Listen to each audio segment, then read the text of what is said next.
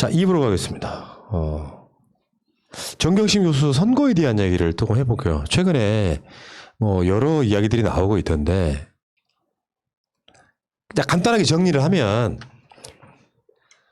정경심 교수는 큰 죄로만 따지면은 사모펀드 건하고 입시비리라고 불렸던 인턴이나 표창장 문제로 지금 징역 4년을 살고 있는 거예요. 예. 법정 구속됐고요.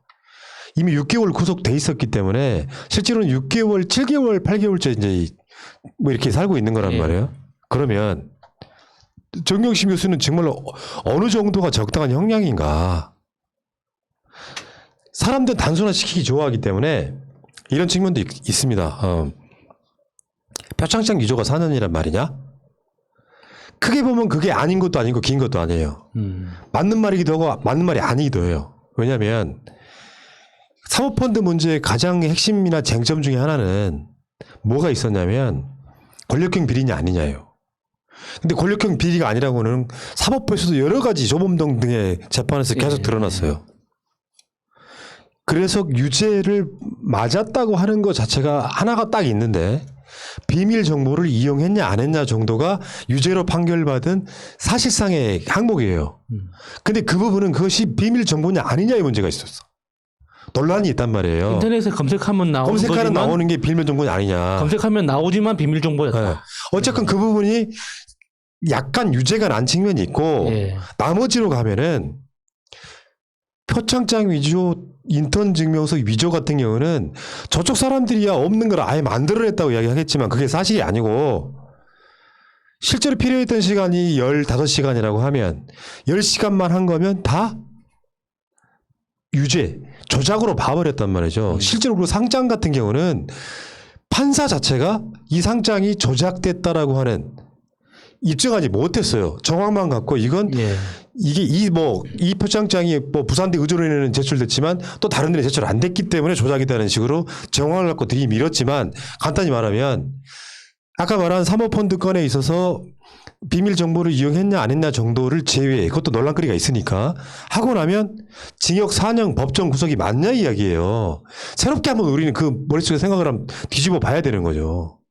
저는 전문가들이 이렇게 여러 가지 법률 용어를 써가면서 어렵게 열심히 성실하게 천절하게 설명을 해 주시는데, 저는 이렇게 머릿속에 항상 이재용 부회장 생각이 나더라고요. 정경심 교수가 4년 받았는데 이재용 부회장이 2년 6개월 받았어요.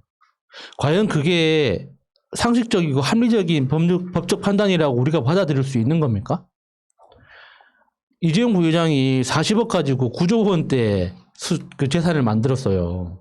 그 과정에서 우리가 상상도 못하는 엄청나게 많은 뭐 배임, 뭐 여러 가지 그 알선 수재 이런 범죄를 저질렀다고 인정받아서 그게 2년 6개월 받았단 말이죠.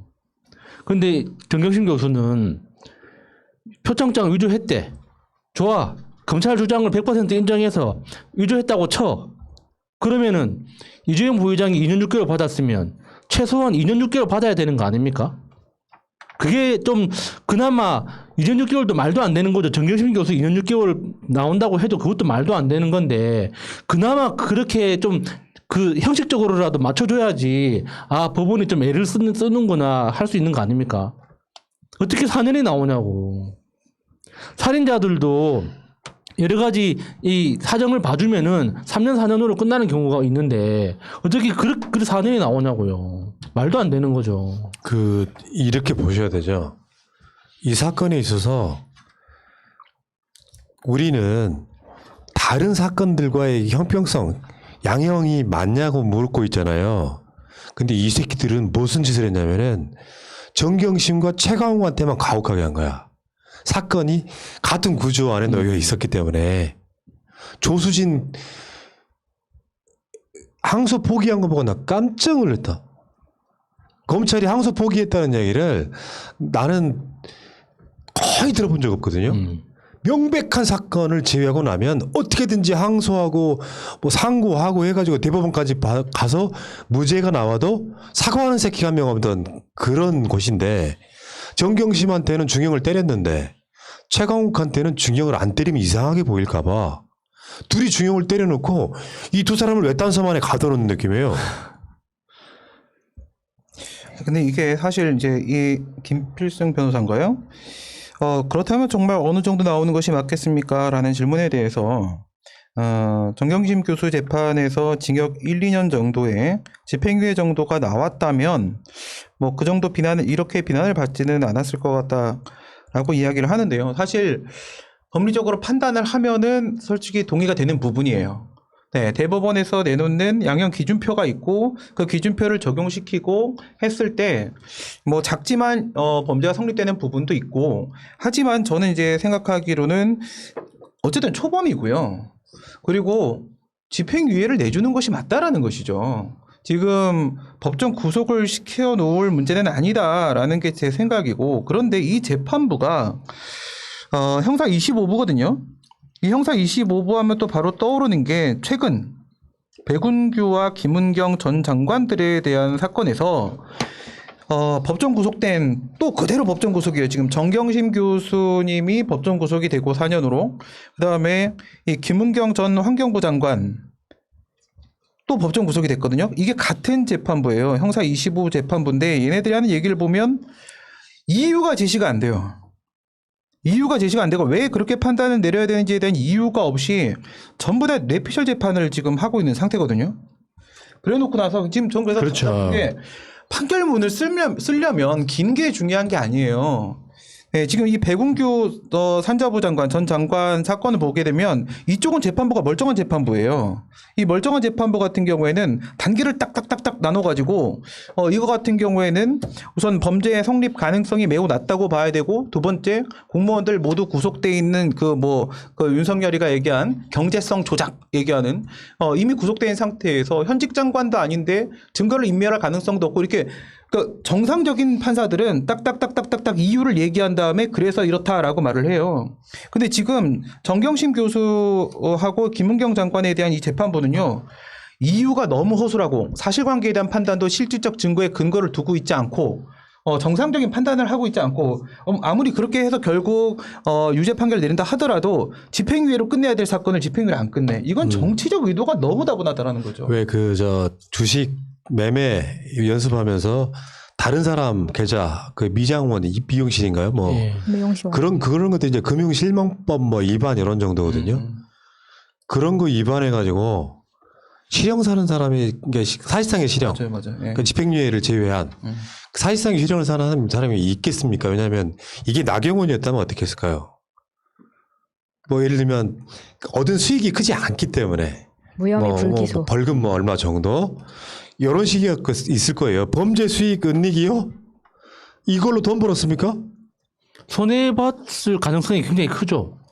손해를 엄청 본 거예요. 예. 그때 그게 돈 투자해가지고 지금 그때 뭐 5억인가 투자해가지고 사실상 몇천 원도 남지 않은 상황.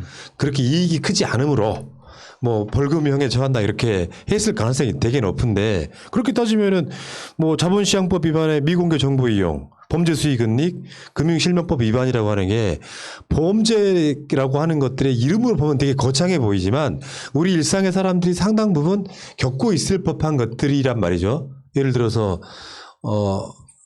유튜브 방송하시는 분이 본인이 개인정보, 신용 등급이 안 좋아서가 아니라 갚아야 될 빚이 많아서 예. 내 계좌를 공개를 하면 압류당하는 경우가 있죠. 그러면 자기 자녀분들 이 계좌 갖다가 띄우잖아요. 예. 그거 금융실명법 위반이죠.